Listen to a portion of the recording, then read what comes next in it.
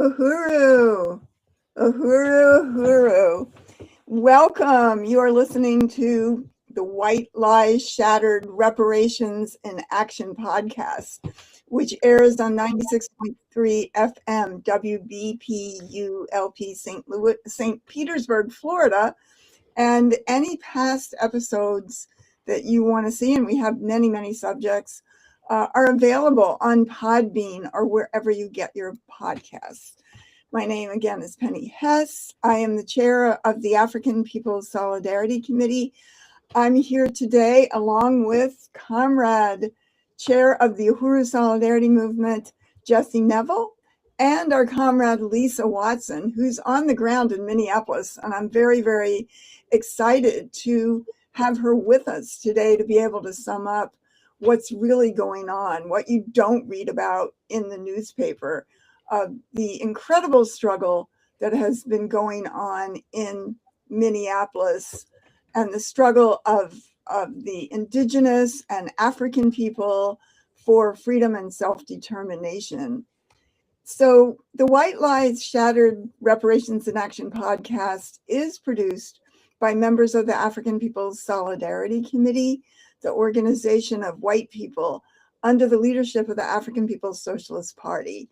We are the only show on the air by white people dealing with the question of solidarity with African and colonized peoples. Why white people need to be standing in genuine, complete solidarity with the right of African, indigenous, and oppressed and colonized peoples to struggle for and articulate and to win their national liberation, their sovereignty, their the right of African people to be free, the continent of Africa to be liberated. This land belongs to the indigenous people, from the tip of Chile to Alaska, and no other show of white people is taking this on, and we are doing this under the leadership of the African People's Socialist Party and Chairman Omali Yeshitela, who has given us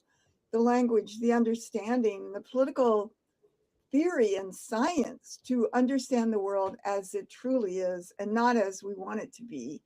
And part of what we want to do, we call this White Lies Shattered, because we want to continue to shatter all the white nationalist myths and lies that are put forward in history books, in the university, in the newspapers, schools, everywhere we go, about how the world got to be the way it is today.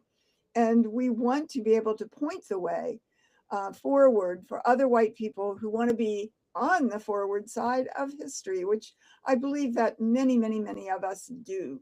So again, we believe that the liberation movements of African, indigenous, Palestinian, and other oppressed peoples are the driving force of everything progressive and forward moving in this country and in this world.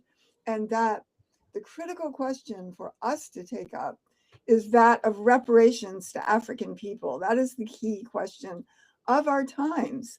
And it's one that demands action on the part of European or white people.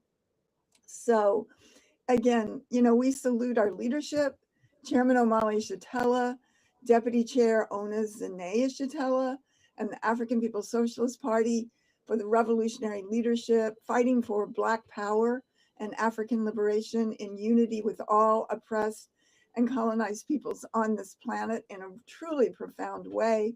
And and the right of African people to control their own stolen resources, to get their resources back, to control their land, to control their destiny and their self-determination. I would also like to salute Black Power 96 Radio, where this show is aired. Black Power 96 is not just explaining the world, it's changing it. And I love that slogan, because that's what we have to be about. We're not just talking about it.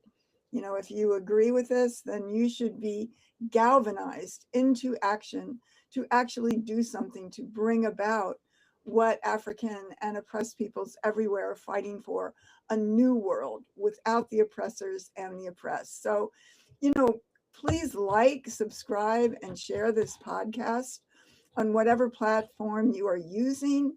Help us to get the word out. Let's build this channel. This is on Burning Spear TV YouTube channel for one thing, and Uhuru Solidarity. It's on Uhuru Solidarity YouTube channel, and we want to we want to get this out everywhere. We want to build it. We want to have thousands of white people here, just being able to take a stand and build reparations, build the culture of reparations. Uhuru. I'm hearing a funny noise, but I don't know what it is. All right, so I'm really happy to be joined with Comrade Jesse Nevel, the chair of the Uhuru Solidarity Movement, and again, Comrade Lisa Watson, a leading member of the African People's Solidarity Committee as well, who is on the ground in Minneapolis. So let's get started. So Jesse, can you talk a little bit, about the importance of our show, addressing white people and the whole question of reparations and the world view of the African working class? Definitely. Uhuru, Chairwoman Penny, and Lisa, and all of our listeners and viewers on every platform, including Black Power 96 Radio. It's great to be back on the airwaves. Yes, I'm excited. yes, it is. So yeah, just want to salute the leadership of the Uhuru movement and Black Power 96. It's an honor to be on this program, and your overview, what you just laid out, Chairwoman Penny, really speaks to the importance of this show. The world needs this analysis, this understanding of Chairman Omali Yeshitela and seeing the world through the eyes of the African working class. That's the only way to see the future, to see the world as it really is, and to understand how it got to be this way. To start with that, and to shatter the white lies and myths, as you said, and dispel all of the self-delusions that we feed ourselves as white people about how this world got to be the way it is, that it wasn't through hard work by white people in Europe that brought about capitalism. It was the assault on Africa and the enslavement of African people and genocide against the native people and the theft of their land. That's what built this thing. That's how it got to be the way it is. But seeing the world through the eyes of the African working class means being able to see a world where that is no longer the case, where African and indigenous and colonized people are no longer oppressed, have self-determination, have freedom, have independence, and we as white people no longer live at their expense as colonizers. That's a beautiful vision. That's the world we want to be a part of. That's the world we want to fight for. And this show is so important. I think everybody who's listening, make it a goal this year to recruit as many people as you can to be subscribers and followers and listeners of the Reparations in Action podcast, both on Black Power 96 and on the Uhuru Solidarity Podbean. Yes, exciting. And I just think that is so critical, and I will be talking about this question, the relationship of white people to African and oppressed people, why we have to understand it correctly, why we have to then, take up action to carry that out in a principled way, and why we have to be really dedicated to the question of reparations to African people. And we're going to really explore that over the next several months in a variety of different ways, looking at history, looking at political theory, something the Chairman Omali Shatella calls African internationalism, which is seeing the world through the eyes of the oppressed and colonized, turning the world right side up for us to see it as it really is, and to understand what it means that the masses of this planet, the oppressed and the colonized, colonialism as the major contradiction facing African people and the world, facing us too, in the sense that, it puts us in a position of being a colonizer, and that we don't want that. I think that that's something that we see in struggles where white people are coming out against this hideous, violent military force called ICE that is attacking and even killing indigenous people and African people from Somalia and other places that are just struggling for their freedom and independence. So I'm excited to be able to the relaunch of this. We have a couple of things that I want to report on, and then we're going to get into a deeper dive today on the situation in Minneapolis. But I wanted to say that Jesse and I are two of the Uhuru three. And of course, the main target of the Uhuru three is Chairman Omali Shatella. And we just had a serious, very profound victory on this front. So, Comrade Jesse, I would like you to just give us a little background and talk to us about the significance of the victory and what is the victory that we just won. Absolutely. So as many of our listeners may already know, the Uhuru movement and our leadership, Chairman Omali Shatella, came under vicious attack about almost 4 years ago, I guess 3.5 years ago now, in July of 2022, when the US government in the form of the FBI came in and carried out a multi-state violent militarized invasion and raid against 7 homes and offices of the Uhuru movement, including the home of Chairman Omali Shatella and Deputy Chair Onizane Shatella, the Uhuru Solidarity Center here in South St. Louis, the chairman and deputy chair's home in St. Petersburg as well, Chairwoman Penny and Comrade Kitty Riley's home in St. Louis, and Director Akile's home, and the Uhuru House in St. Petersburg.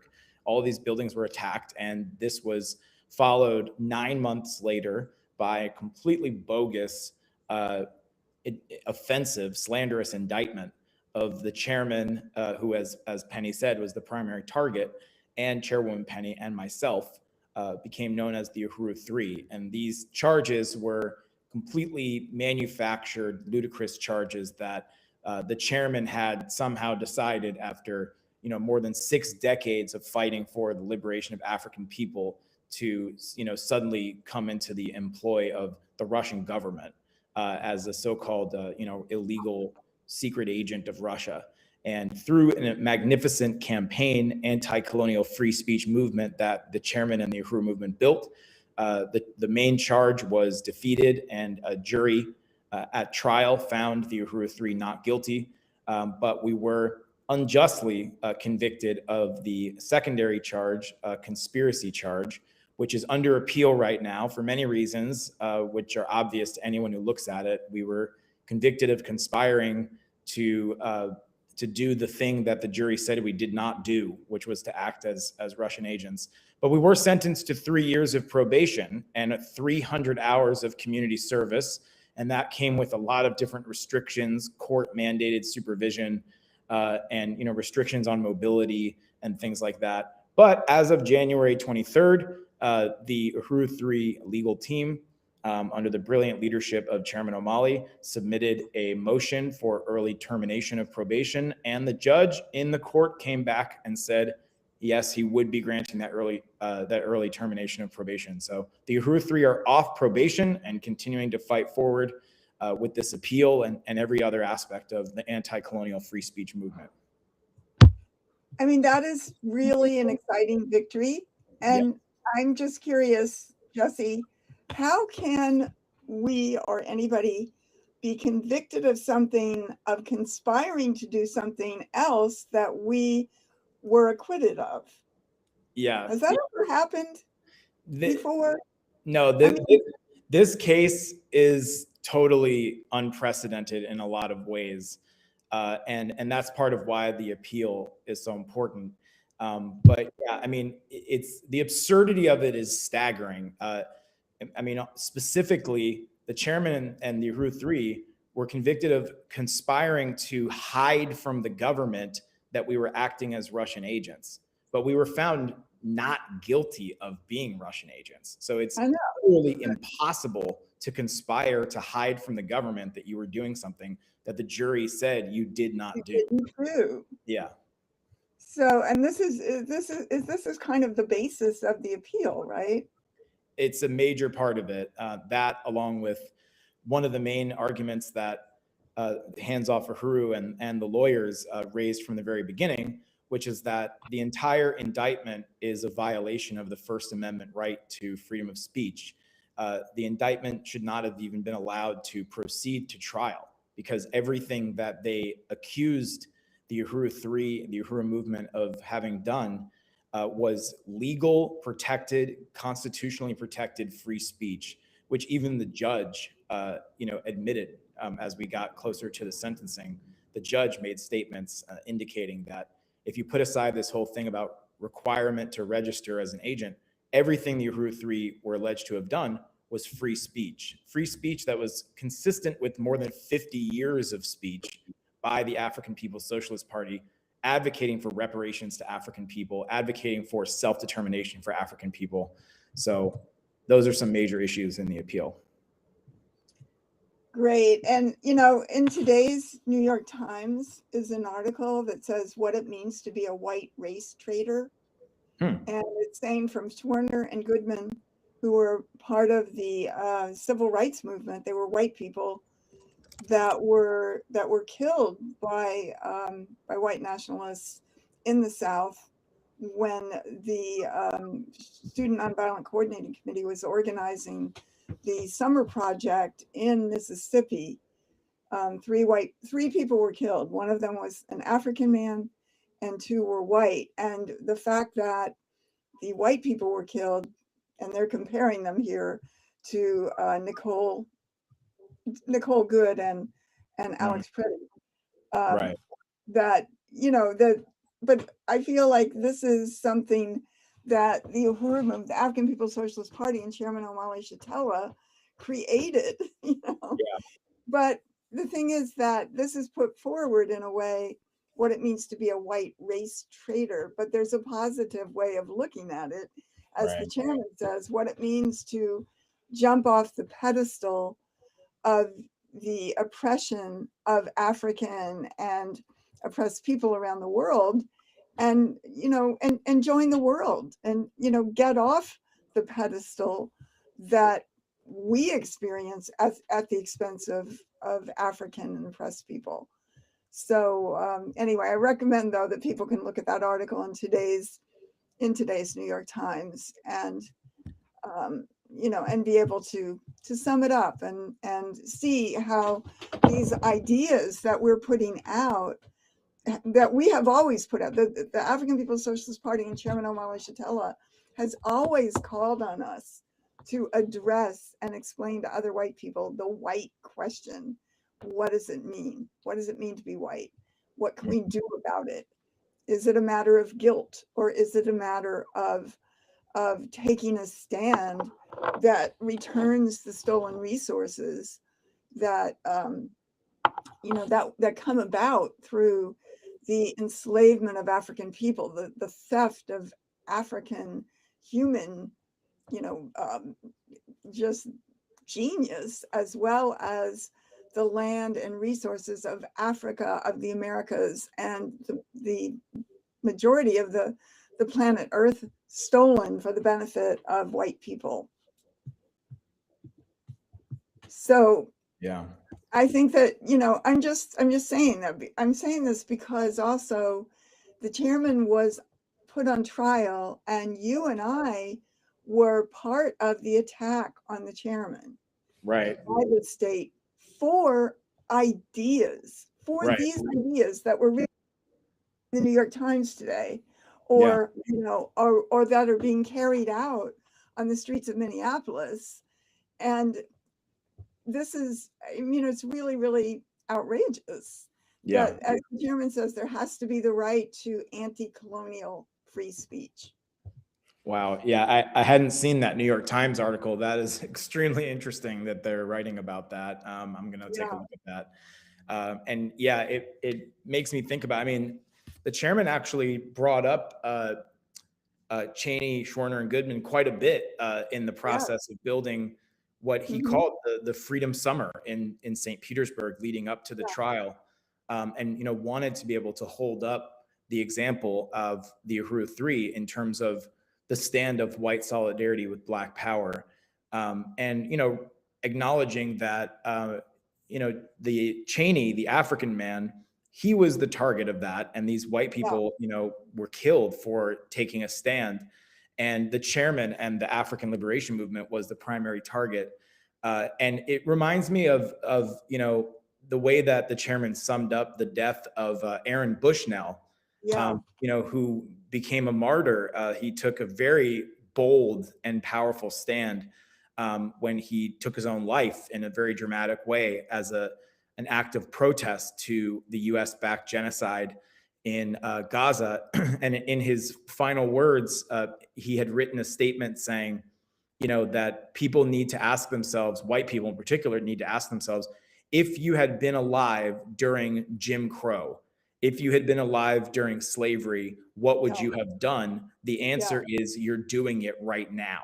Yes, And, and the chairman said that, like, Aaron Bushnell, what that represents and like the stand of solidarity is. Why don't you just sum up what Aaron Bushnell did in case somebody? Yeah, he was an active duty U.S. Air Force member, and he went in front of the Israeli embassy.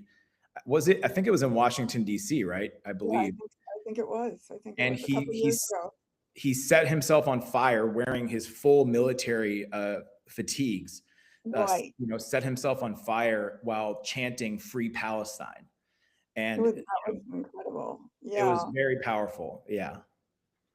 Yeah. And I think that, it's really, really important that we uphold these people. And I remember, I believe it was it Goodman's wife who made a statement that really put forward her husband after he was killed in Mississippi, because that garnered, U.S.-wide media attention to the struggle of African people that had been going on for months and years in the South. And, that because we're the colonizers, because we're the white people, that's a way of using what we have access to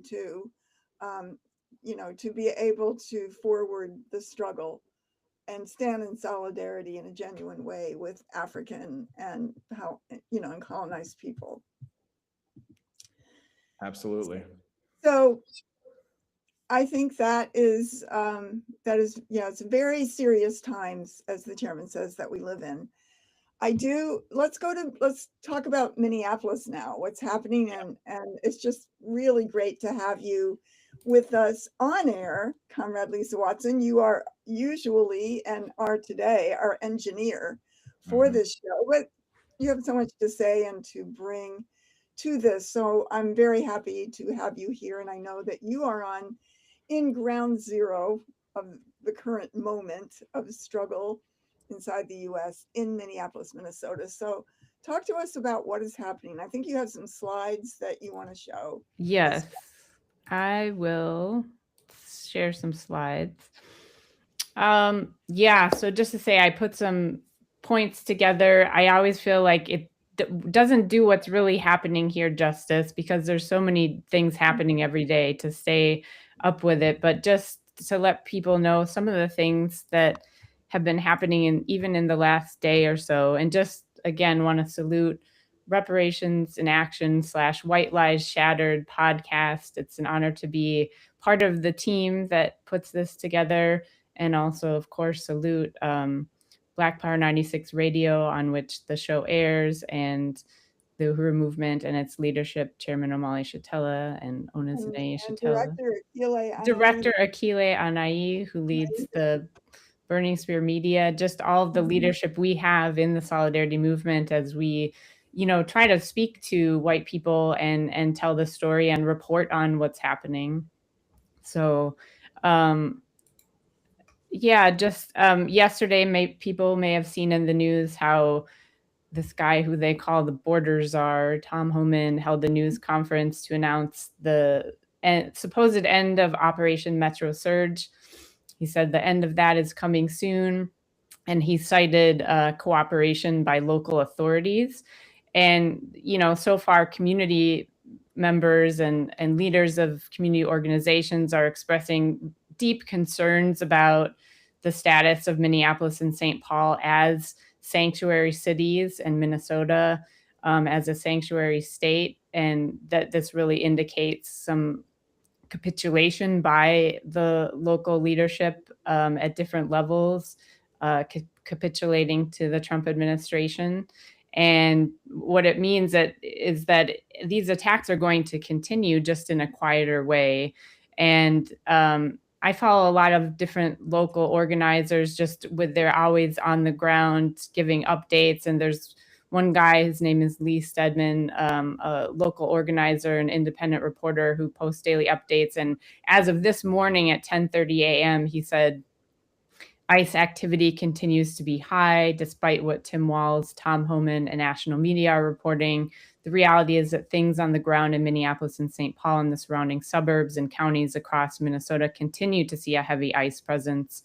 Abductions, staging at mobile homes, targeting schools, new tactics being implemented. We are not in a drawback. Don't believe the headlines. So I thought that's just really good to, be aware of.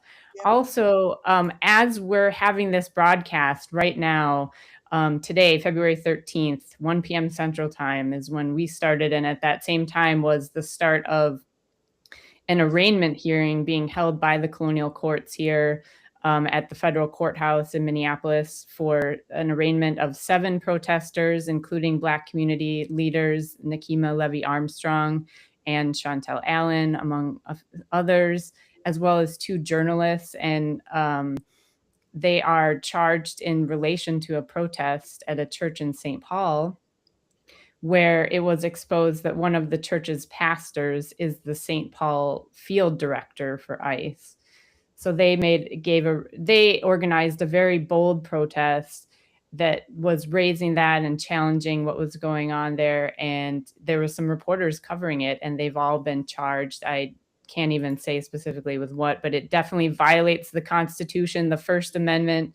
And, it makes you think of the Uhuru 3 and how that was, how the Hands Off Uhuru campaign summed that attack up as a canary in the coal mine of the kind of attacks that would be coming against anti-colonial free speech.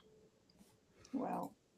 Also, just within the last few days, Indigenous people have established a camp at a site called Coldwater Spring, which is a very sacred site for Indigenous people.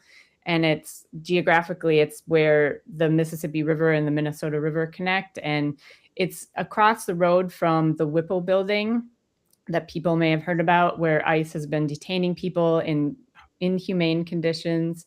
And all of this is right in the area surrounding Fort Snelling that was used as a concentration camp for Dakota people. And it's in the U.S.'s genocidal war. And just Fort Snelling was very central to the whole war against Indigenous people and genocide Fort Snelling is that in the middle of the town, or is this out like in the It's country? like it's on the south end of Minneapolis. It's like kind of like on the southern edge of Minneapolis, right by the airport. If you've ever flown into Minneapolis, you'll probably fly right over Fort Snelling.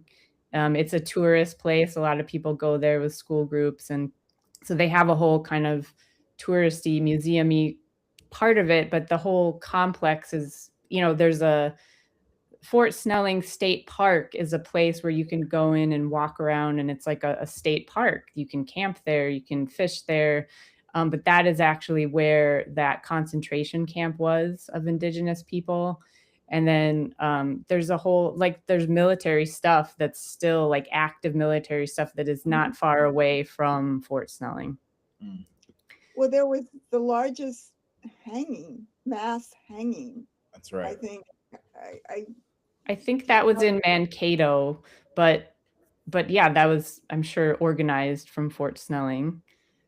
Yeah. Okay. So and it was, I guess, kind of related to Fort Snelling anyway. Yeah, I mean, Fort Snelling was the headquarters. And that was ordered, I believe that was ordered by Abraham Lincoln. Mm-hmm. The mass lynching of Indigenous people. Yeah. Yeah. I mean, that's just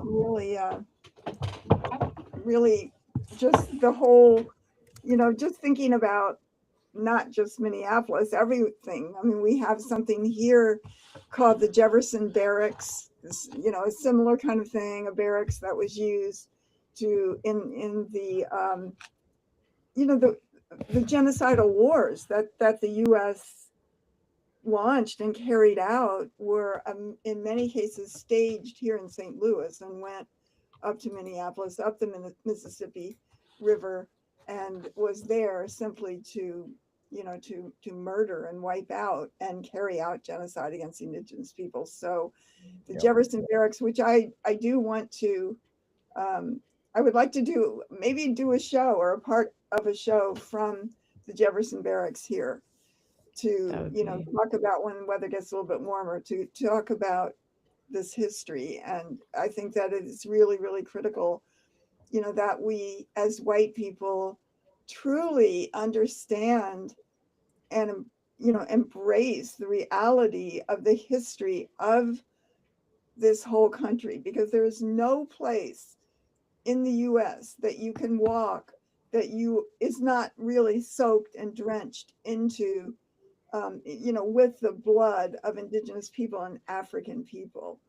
And to be able to as we've done, we were in I think it was Montgomery, Alabama, where the lynching museum is, a few years ago, and the just how it took place there in Minneapolis. Here, every name of the majority of the streets are named after Shenandoah and Cherokee and Chippewa and just after Indigenous people who are not here. Where are they? This is their land.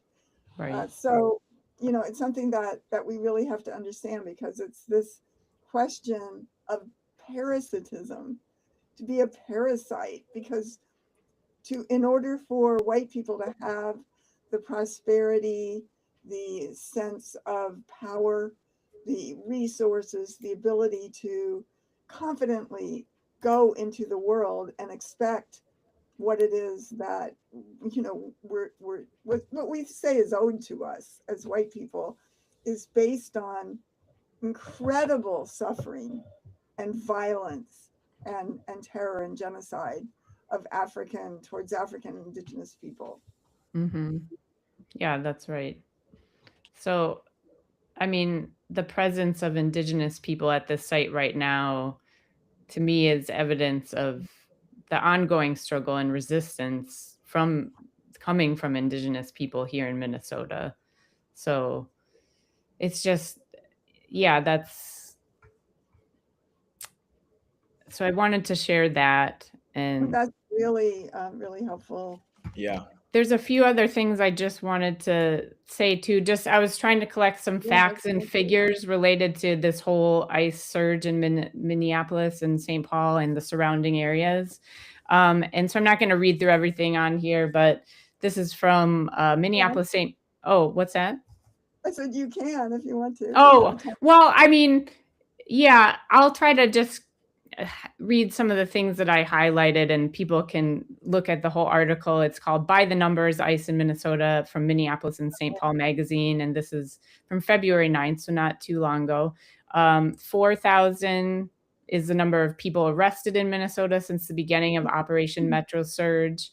And then a conservative estimate figures over 3,000 people have been detained during Operation Metro Surge. I think Tom Homan was bragging about 4,000, and maybe that is arrested. Okay, so, but still, just like these large quantities of arrests and people detained. And then over 30,000 is the number of volunteers trained as constitutional observers who follow and document federal law enforcement activity across 77 of Minnesota's 87 counties. And the immigrant defense. I'm curious. What's that? How does that? 30,000.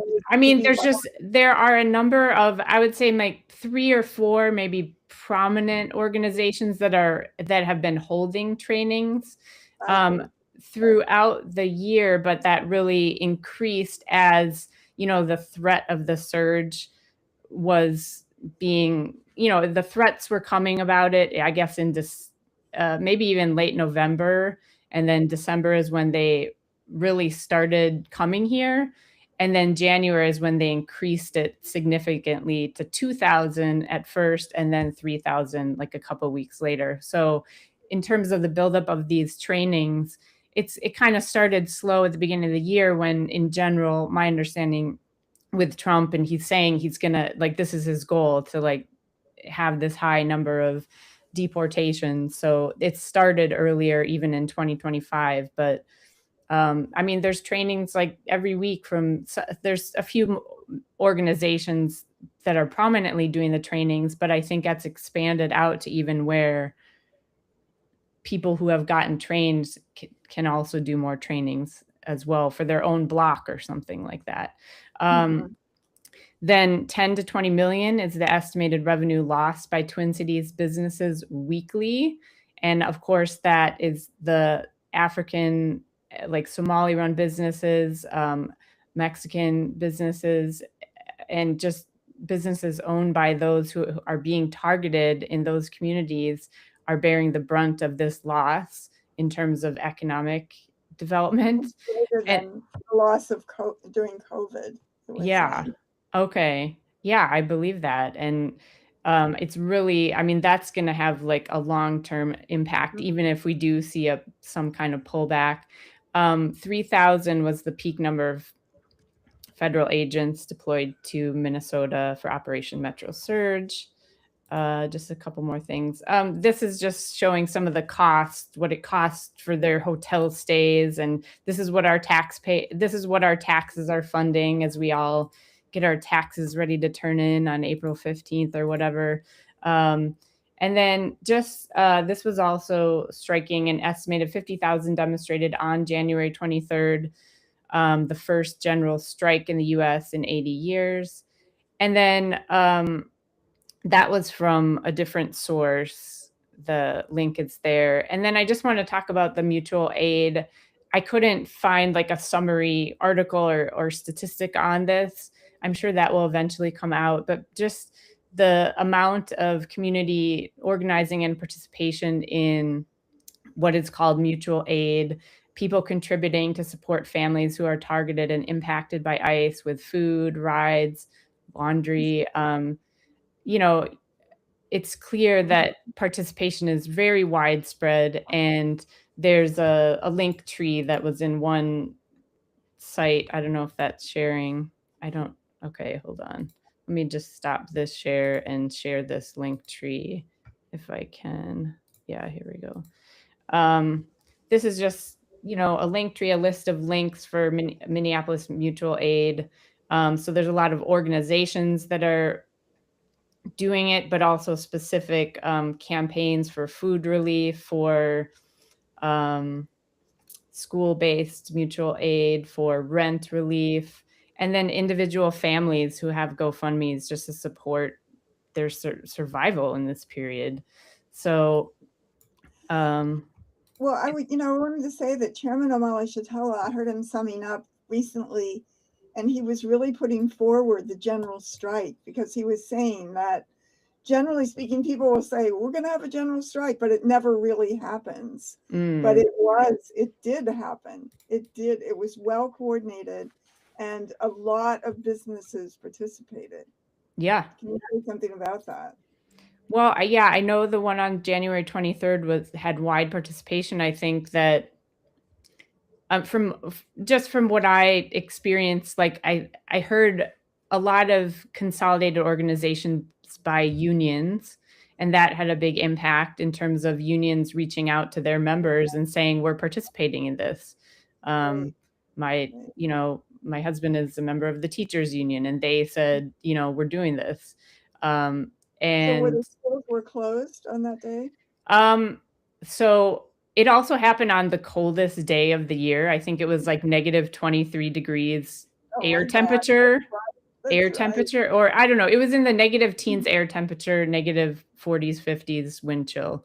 So St. Paul Public Schools, where my husband works, they actually closed schools that day because it was so cold, because it's like dangerous for kids to be out waiting for the bus and things like that. So the school district was not going to officially participate in the strike itself. So it was the teachers union that said, we're doing this, we're participating. Wow, that's awesome. So there was a lot of, I think the unions, that was a big part of it, but it was just the message got out, and the conditions are such that everybody went out and wanted to be a part of what you were talking about, Chairman Penny, expressing, solidarity, and, it's some expression of not wanting to be aligned with this manifestation of colonialism. And that's why it's so important we're having this discussion to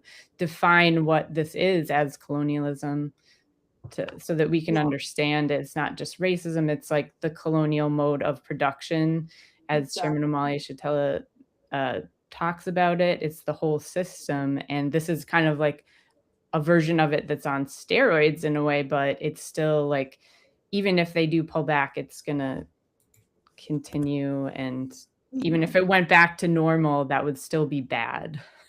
Right.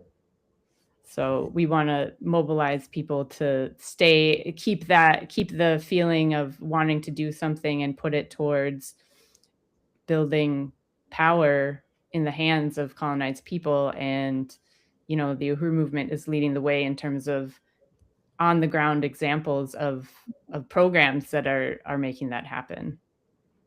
Well, just one other thing about Minneapolis. I saw an article, I think it was in the New York Times. I mean, first of all, it said that there are about 80,000 African people from Somalia in Minneapolis, or in Minnesota, I guess. And, that's like twice the size of my hometown that I grew up in. So that's quite a sizable population.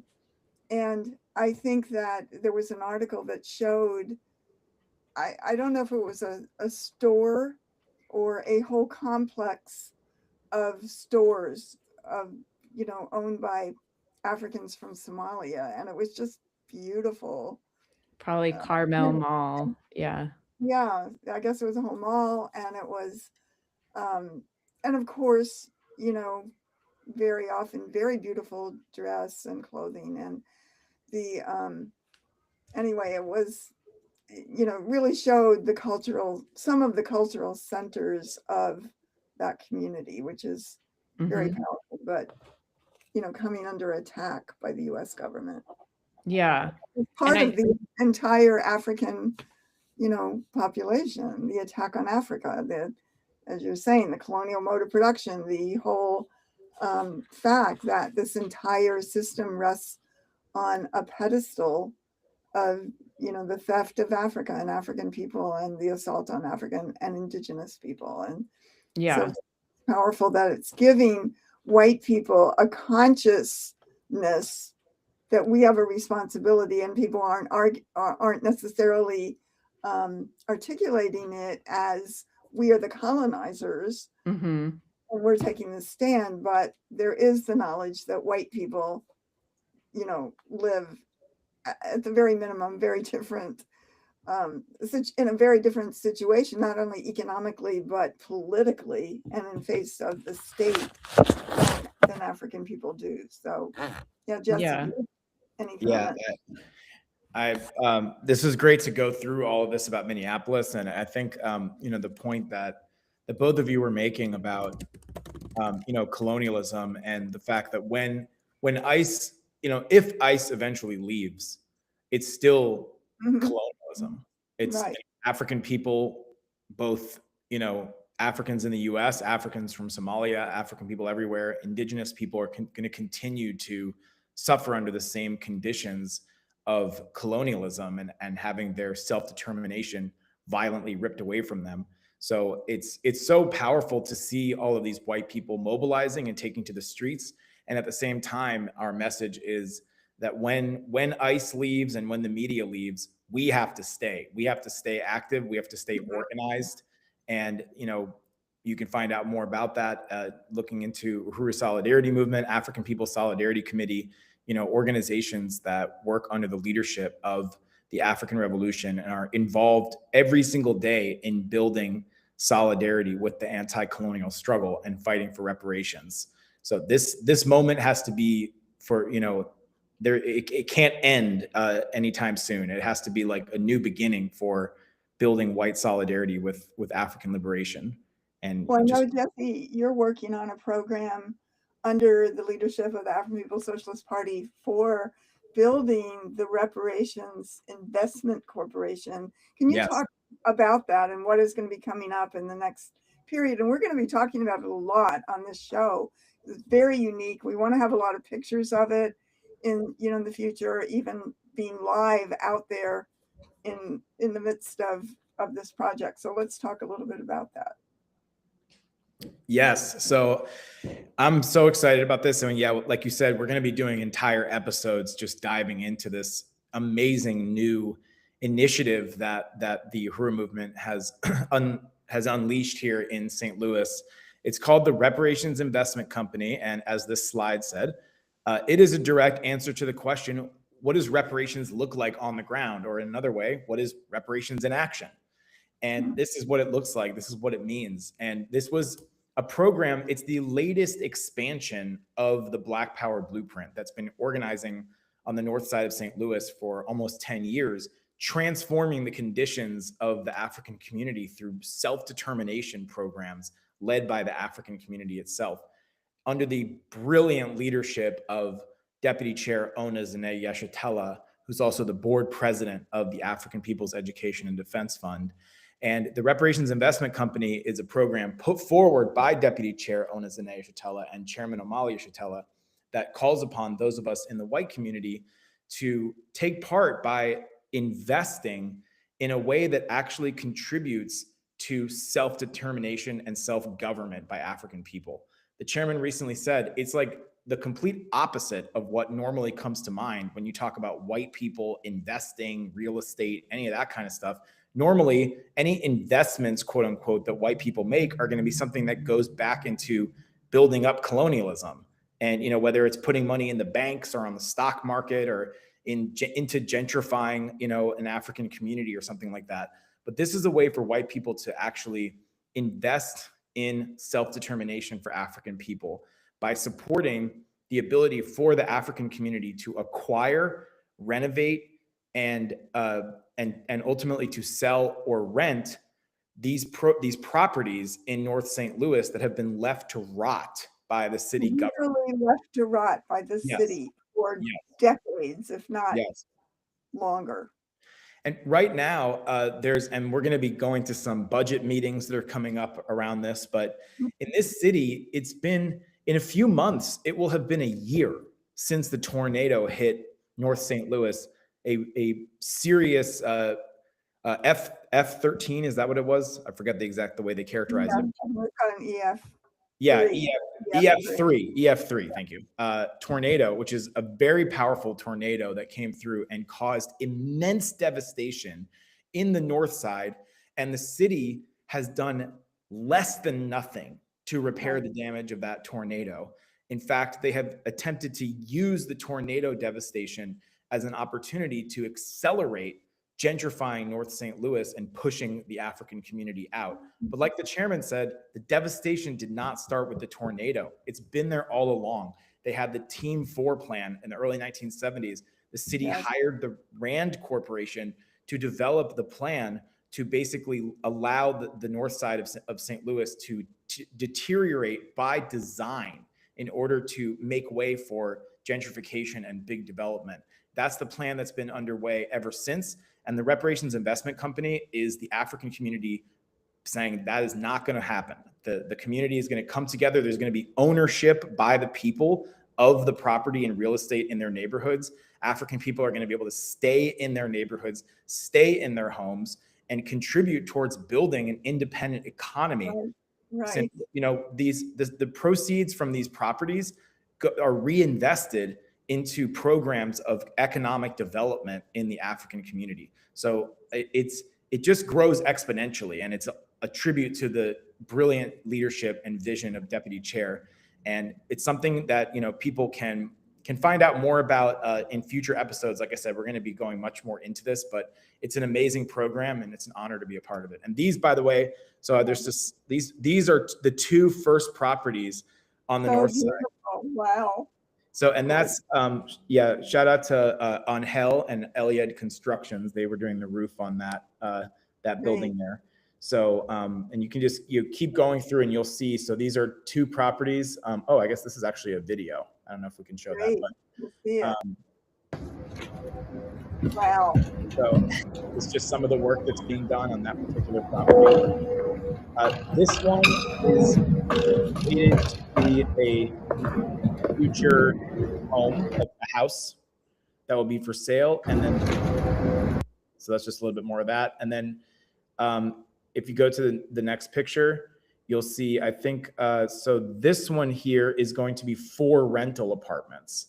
And this is what it looks like inside right now. Yeah, that is going to be huge apartments. Exactly. And there is a little vision of what one of those apartments can look like, as you go through the slide. This is what it looks like now. And then, it will ultimately, bear the artistry of, the Uhuru movement and Deputy Chair, the beauty of the African community. So that's the vision for it. And this campaign is recruiting people to participate as volunteers on construction work. There's going to be volunteer work days coming up in St. Louis. People can organize people from their jobs. If you work for a company that needs to do service hours, your class can come out and do a volunteer day. So and there's going to be a summer project. I'll end with that. In July, we're going to be having our Reparations Summer Project, and it's going to be all about the Reparations Investment Company, and it's going to culminate with a reparations conference, and that's from July 11th through the 19th. So more information will be coming out about that soon. Great. I mean, I think what is so moving about it is that if you think about it, whenever you hear about, the North Side or some African community is, quote, getting fixed up, it means gentrification at the expense of the people. It means white people coming in, buying up these properties and pushing out the African community. This is totally unique because it is, under the leadership of the party, under the brilliant leadership of Deputy Chair Ona Zane Shatella, is actually the African community, revitalizing, fixing up its community, bringing resources in for the people to continue to live there and to love living there. For the first time, I was reading actually that African people are moving to the North Side because they love it. They want to be there. And this is happening. They see the beautiful red, black, and green flag, the beautiful, basketball court, and all the work and the incredible garden, and a major farm, an acre or 2 acres of a farm, growing produce for the community. I mean, it's amazing. It is really powerful to see. So I'm excited, and we're going to get a lot of white people here to invest and to be able to, be part of this in doing work and contributing to it, and all the different ways that people can do it. Can you say the website where people can go to find out more of that? Yes. Currently, you can go to uhurusolidarity.org/reparationslegacy. Find more information Great. about it. Splendid. All right.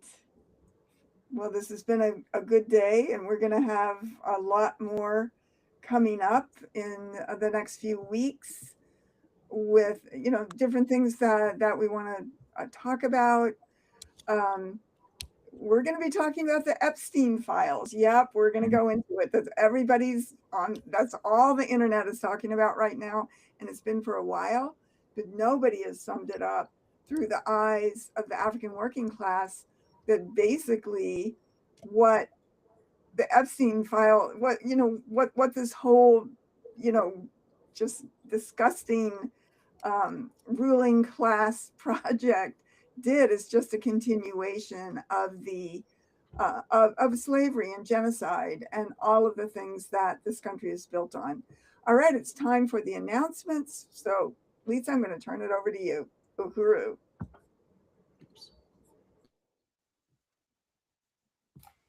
All right, Uhuru, Chairwoman Penny, and Jesse, thank you so much for this amazing episode of White Lies Shattered, Reparations in Action. And we just have a few announcements to say. One thing is that, as we mentioned before, this show is aired on Black Power 96 Radio. And Black Power 96 Radio is in its February fund drive. And we will be doing more pitching for that in our show in a couple of weeks. Our next live show is scheduled for the 27th, 2 Fridays from now. And we'll be doing more pitching during that show. But people can contribute now to the White Lies Shattered Reparations in Action show goal. And you can do that. We have a link for our own show page, which is blackpower96.org/reparations. You can also go to the link that's listed on this slide, blackpower96.org/donate, and just mention White Lies Shattered. And that will contribute towards our show goal to contribute to the overall fund drive. And they're raising funds to get a new transmitter for the station. Great. Yeah, so very important piece. And if anyone has gotten your February issue, people should have the February issue of the Burning Spear newspaper already. And that has a great article in there that talks about the transmitter more from beyond just the technical perspective of it, but what it means for the African community to have a radio station and the transmitter as part of that. Also, Chairman Penny, do you want to say something about this event that's coming up in a couple of about a week away? Yeah, Saturday, the February 21st, here in St. Louis, we'll be showing the Oscar-nominated documentary called The Alabama Solution, about the conditions and struggles of African people in the Alabama prison system. And it's going to be at the Jubilee Community Church. I can't see you can go to handsoffuhuru.org and get all the information. You can stream it for the panel. We're going to have an amazing panel. And just to say that the conditions, the political organizing of African people in the prison system originated with the work of the African People's Socialist Party. And also Mafundi Lake, who was a very close party organizer in the prisons of Alabama many, many years ago, 40 years ago, who brought the burning spear into the Alabama prison. This is going to be so amazing. Chairman Omali Shatella, the family of of some of the prisoners here will be there. Kobina Django, who's related to so many people that are in the film, will be here, who's a party member. This is going to be really powerful. So if you're here in St. Louis, come out. And if you're not, you can sign up. We will be streaming the panel part after the film. So Great. Uhuru. And also just want to let people know about the African People's Socialist Party's International Plenary 2026. And we want to encourage listeners to learn more about that at apspplenary.org. And that'll be in St. Louis, April 17th to 19th. And that is where the African People's Socialist Party sums up everything that has been happening, and it's the first plan and lays out the plans for going forward. And it's very significant because it's the first plenary since the FBI attack on the movement. So just encourage people to check more information out at apspplenary.org. And I think that does it for our show today. And just want to. We'll see everyone. Well, I'll let you close it out, Penny. Unity through reparations. Uhuru, comrades. Uhuru. See you soon. See you soon.